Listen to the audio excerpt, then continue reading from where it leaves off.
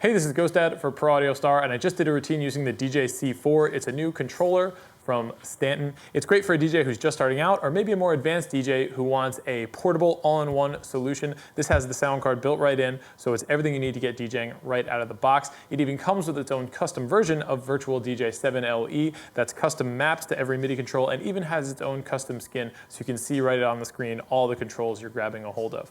Let's take a look at the layout of the mixer. Starting at the top of our decks, we have two rotary continuous encoders. These also push in as buttons. On the left, this is what actually activates your loop and lets you set your loop length. Next to that is a way of dialing in effects on your different effects decks in Virtual DJ. And to the right of that are three more encoders that let you control your effects. Buttons to turn on and off our effects are below that, along with loop length buttons above our pitch slider right here. We also have a whole looping section that lets you set your in and out, as well as turn on and delete loops right below that. Below that is our hot cues. You can set up to 4, and underneath that is our sampler that lets you send off samples right from the face of the mixer. Under that, you're able to do enable key lock and beat lock, as well as select your different decks. This controller lets you grab control of 4 decks in Virtual DJ, but you can control 1 deck at a time, so this is how you toggle between them. A sync button to the right of that to get your tracks synced up, and a button that enables scratch mode. The jog wheel feels pretty solid. It's actually one of the more solid ones I've felt on a controller that's this small. It doesn't have too much travel, and it doesn't seem to wobble back and forth at all. If you grab it at the top, you'll be engaging scratch mode when scratch is enabled, so it'll actually sense your touch here at the top, and when you touch the side, you're able to nudge the track, very similar to some other controllers. A shift key down here gives some of these buttons up top different functions, and below that we have our transport controls, cue, play, and a button for tap tempo, which is an easy way to set your BPM in Virtual DJ. Looking at the mixer section here in the middle, we have control of our master volume as well as switches for our different inputs. This controller has 2 phono line switchable inputs as well as an auxiliary input via 1/8 inch if you want to run something like an iPod or an external mixer through this as well. And you have a microphone input on the front as well, and that's all switchable up here. Under that is our gain that controls our gain in our software, as well as the volume of our sampler for those sampler tracks. We've got a nice big continuous encoder here in the middle that lets you search through your library, and you can use that as a button as well to get in and out of levels of your library. Buttons to load your tracks into the different sides here, and another continuous controller underneath here that lets you select through different effects and functions of your controls. You also have an EQ section here, which are traditional EQ knobs, but the nice thing about these is they punch in as buttons as well. So you can actually use these as kill switches, which is kind of a nice feature to kill different bands, bass, treble, high when you're mixing.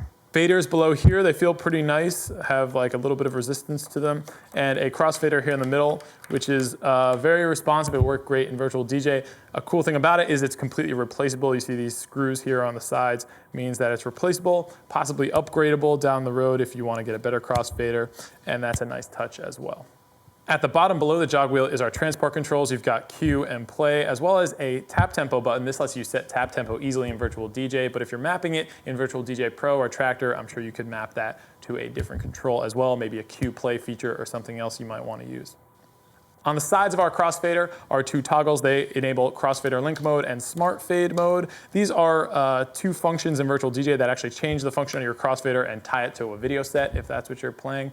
But I'm sure you could map those as well if you're using Virtual DJ Pro or Tractor to toggle different functions.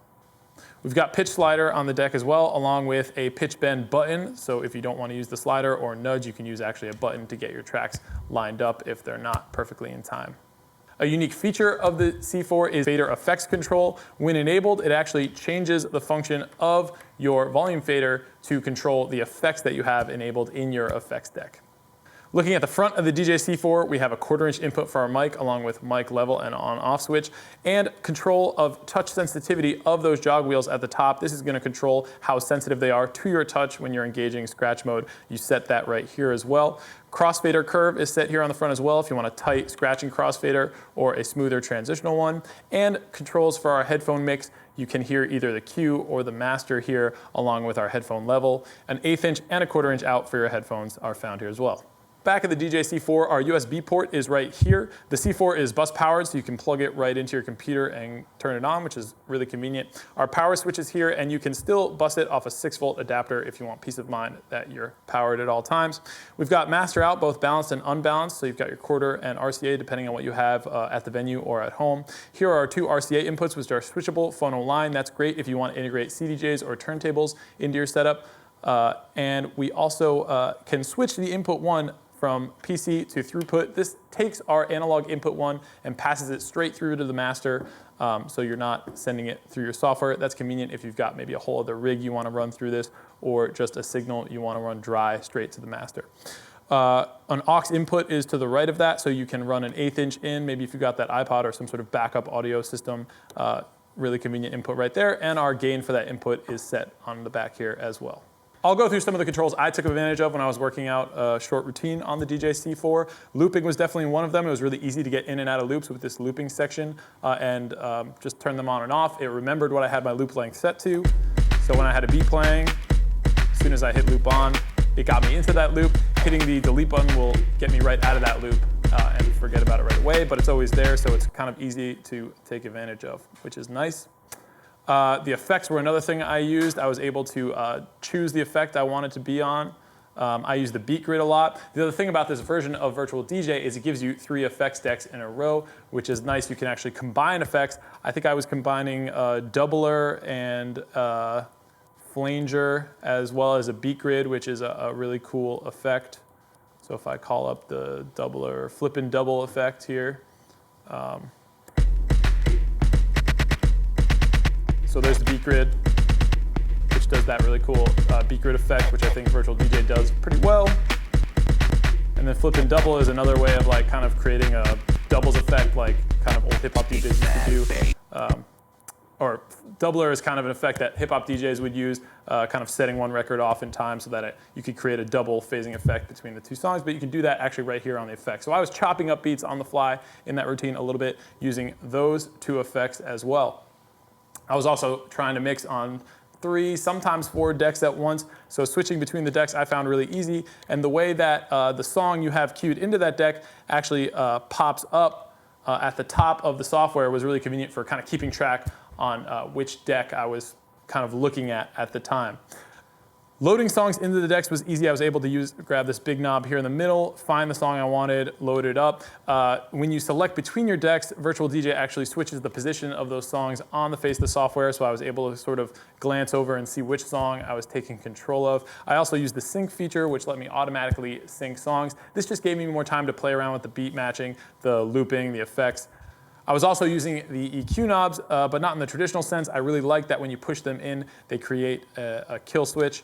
So with my track playing, I was able to easily take out the bass with the touch of a button, which was nice.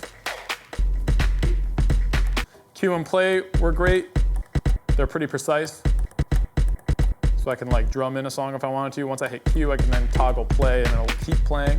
Then hit cue to get back to that point. I've also got those hot cues available, so that's pretty cool. I didn't really take full advantage of the sampler in Virtual DJ in my set. I think it's a cool feature that maybe a lot of people don't know about. I've got just the default samples loaded in there right now, stuff like an air horn, kind of an air raid siren. When you open up Virtual DJ for the first time, it actually has samples already loaded in for you, but you can always replace them with your own and sync those to your tracks, which is kind of a cool feature. You've got sort of a fake saxo beat in there, along with a bunch of others, but you can, of course, load in your own samples, sync them to your tracks, maybe do one-shots, beats, whatever you want to do, and you can control that right from the face of the C4 as well. The jog wheels on the C4 work pretty well. Like I said before, they're not too wobbly, not too much travel. They kind of have a nice amount of resistance, and the touch sensitivity lets you kind of do some basic scratches. Paired up with your crossfader, you could kind of do some basic cuts. The crossfader is really responsive. You can be as detailed as you want with that. And it also is convenient for kind of like, getting to parts of your track if you need to do that quickly and you're used to maybe using a CDJ or a turntable and rewinding manually.